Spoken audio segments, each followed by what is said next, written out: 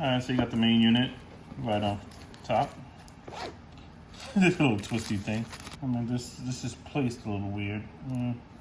This could be a return unit. I got a little memory card reader, USB-C. Got one camera. You got the other camera. You got the power cords. You got the small one right here. You got the bigger one. Then you have the USB-C power cable.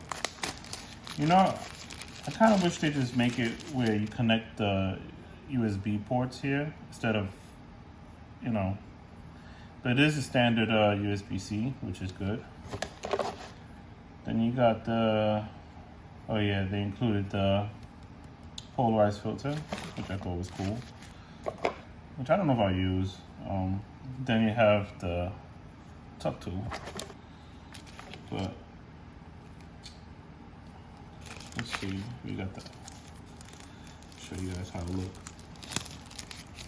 The IR lights, 6 of them. Not bad at all. Then you have the rear camera.